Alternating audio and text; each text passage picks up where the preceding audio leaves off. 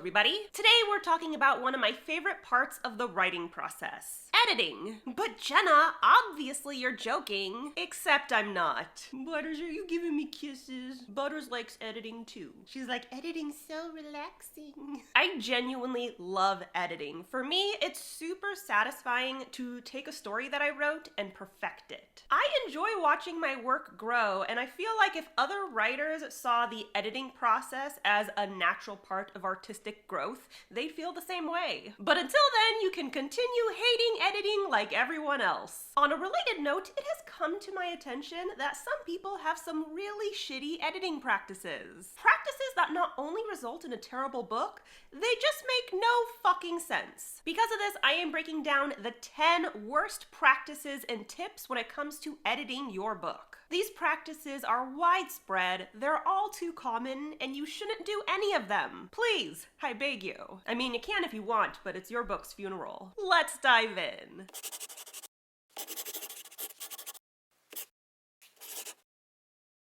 Before we get started, I just wanted to thank everyone for the well wishes. If you missed the news, my partner Cliff recently broke his femur, which required surgery, and that whole situation in turn severely flared up his chronic pain condition. He's back at home recovering, but obviously between being his caregiver and releasing my upcoming book, my time is spread very, very thin, to put it delicately. I know I usually go all out for October, but this is all you're getting. You're getting a kitty cat and a puppy dog. I also wanted to let you know that next week I have the pleasure of being a speaker at Pro Writing Aid's Romance Writers Week. If you guys showed up for the last time I spoke for them at their Fantasy Writers Week, you know it is a free event. It's got all kinds of huge authors, and I am honored that they have invited me back. Definitely check out the event. I'm going to be talking all about how to write romantic chemistry, so if that's something you're into, or if you want to see tons of free talks by a bunch of amazing authors, definitely check it out. I have the information below. Lastly, I wanted to say thank you to Bound by Words by sponsoring today's video. Bound by Words is a professional editing service that covers copy editing, developmental editing, proofreading, first chapter reviews, and so much more. She offers weekly check-ins, so you never have to wonder how your book baby's doing, and she has experience in both traditional and indie publishing. Maddie is the mastermind behind Bound with Words, and she got into this gig because she loves stories. Thus, she is super excited to be a part of an industry that floods the world with creativity. If you're looking for qualifications, Maddie's got you covered. She has a graduate level editing certificate with a concentration in fiction, and she's a member of the Editorial Freelance Association. And if you're looking for a personal recommendation, that's what I'm here for. Maddie was one of the editors for my upcoming nonfiction novel, Shut Up and Write the Book, and I am not exaggerating when I say that she gave me the most thorough edit I have ever received. And I've worked with a lot of editors. All that to say, I cannot recommend Bound by Words enough. I have Maddie's information listed below. Definitely check her out. On top of that, the first 5 people who book a service with her will get 20% off their edit. All you have to do is make sure you let her know that Jenna Moreci sent you. Don't forget to subscribe to my channel. I post new videos on Wednesdays, and if you want to be alerted as soon as I upload, ring that bell. The Savior's Champion and The Savior Sister are available in ebook, paperback, hardback, and audiobook, so if you like yourself some award-winning dark fantasy romance, please, please, please check out my books. They're linked below. Now I am breaking down the 10 worst editing practices that writers often fall into. Please do not do any of these practices because they're gonna fuck you right up. Number 1, not soliciting enough feedback. When car manufacturers build a new vehicle, they run test drives because people will eventually be driving these cars. Similarly, readers will eventually read your book. See where I'm going with this? You need feedback before you publish, even before the professional edit. That means critique partners and beta readers. Critique partners are fellow writers who, as the name suggests, critiques your manuscript, whereas beta readers are readers within your target audience that give you the reader perspective. I have a whole bunch of of information about this in Shut Up and Write the Book. These people are pivotal to the editing process because you are too close to your work to see some of its most glaring issues. And for the love of God, you absolutely need to enlist an adequate number of beta readers, at least 10. You need a significant number because you are looking for trends in the feedback, and you're not going to find any trends among 3 people. Number 2, ignoring the proper editing steps. If I've said it once, I've said it 1,000 times. There are steps to the professional edit,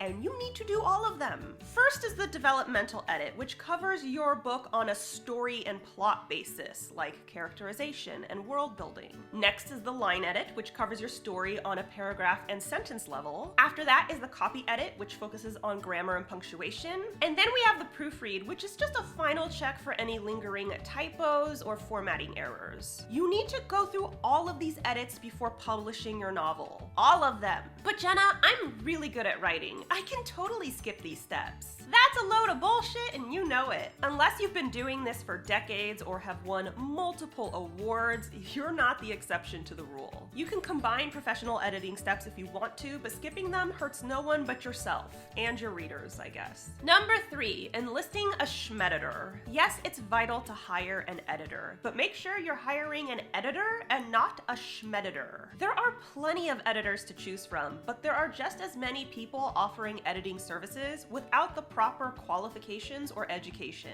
But Jenna, I don't even know my editor's credentials. Why don't you just ask them? Take Bound by Words. We already covered that Maddie has a graduate level editing certificate, she's a member of the EFA, and she has both traditional and indie experience. Then there are schmeditors who claim they're qualified because they teach high school English. It's not the same. I'm not saying all editors are cons. That is hardly the case. But you should do your due diligence and make sure you're hiring someone credible. And if you're ever unsure about someone's qualifications, ask. Number 4, to hell with grammar. Who even cares about grammar and punctuation? It's not like they're the building blocks of writing. Of all editing practices, it seems that grammar and punctuation are the steps that most authors are willing to completely bypass. Writers, you may not know how punctuation works, but other people do. Other people understand commas. Other people can see your run-ons. Just because it's not important to you doesn't mean it's not important to readers. These building blocks are fundamental because they make the reading experience easier. That is your goal, to make reading your book entertaining, inspiring, and easy. But you have to actually care about grammar. Even if you don't fully understand it, that's fine. Invest time and education into getting better. And you need to invest money in qualified editors who can catch any lingering mistakes you've left behind. Number 5, believing you are the exception to the rule. I genuinely love breaking rules, but you have to first understand the rules in order to break them. That's the issue here. A lot of writers write what they want to write, and then at the editing phase, they learn they've broken a rule. Instead of expressing concern, they say, whatever, I'm the exception. Are you sure about that? Did you break the rule intentionally and artistically, or are you just a moron? Editing requires research and deep analysis, and you need to be willing to admit when you've made a mistake. It's great to turn the tables and subvert expectations, but readers can tell when you just don't know what the fuck you're doing. Number 6, recruiting yes men. It's amazing to have support. I absolutely recommend surrounding yourself with people who uplift and motivate you. But these people don't have to be your editors or even your beta readers. Don't get me wrong, you don't want an editor who's so cruel that they send you spiraling into madness. But the people who help you with your writing need to actually help. That means giving the positive and the negative, the good and the bad. When I critique my friend's work, I highlight the parts that I absolutely loved, the lines that made me laugh out loud. But I'm also transparent about what needs work, the plot holes, the inconsistencies, the shitty grammar. This can be hard for writers. It's tricky to put your heart and soul into a piece of writing only to be told that it's flawed. But you need to be able to tolerate this feeling. It'll come over time, you just have to be patient. That doesn't happen happen when you recruit yes men, people who just tell you what you want to hear for the sake of staying in your good graces. You don't want these people reading your work. First, they're liars, and second, they're not helping you at all. Yes, they may stroke your ego, but they are going to send your writing crashing and burning. Number 7, preserve your darlings. To kill your darlings is to delete content, characters, or scenes that have no benefit to your story. This is something a lot of writers really struggle to do. When The Savior's Champion was in its professional edit, my editor pointed out a scene that absolutely had to be scrapped. Problem is, I didn't want to delete the scene. So what did I do? I deleted the scene. It had to go. It's tough to do, but if it benefits the story, for fuck's sake, just do it. I know it stings, but you need to be willing to delete plot holes, filler, inconsistencies, and other pieces of your writing that don't serve a benefit to the plot. And if you can't make these tough calls, the industry is gonna be real hard for you. Number 8, rushing it. I know you have a tight schedule, but I also know your first draft fucking sucks. I've met people who expect to write and edit an entire novel in 1 month. One man's trash is another man's book, I guess. Listen, the self-edit and professional edit are extremely important parts of the writing process, and they can take as long or longer than drafting itself.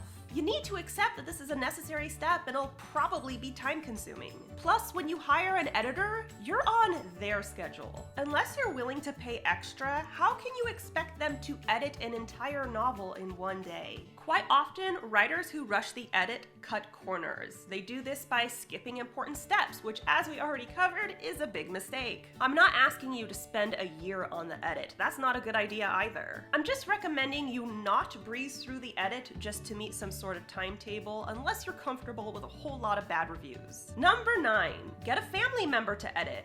Seriously? Do I even need to explain why this is an issue?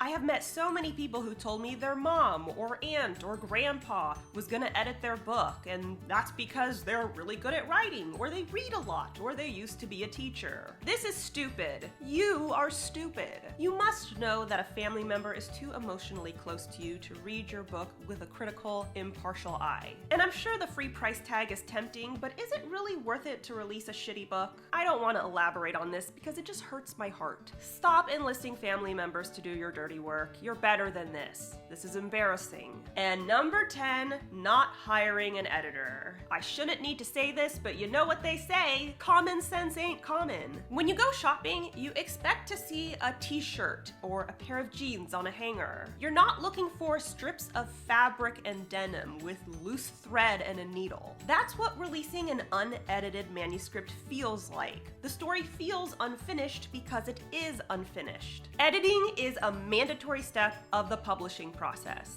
You may feel differently, but ask your readers. They're the ones sifting through typos and grammatical errors, trying to make sense of it all. They didn't sign up for that. They bought your book assuming it was a finished, polished product. Publishing a novel means just that. You are telling the world your book is done.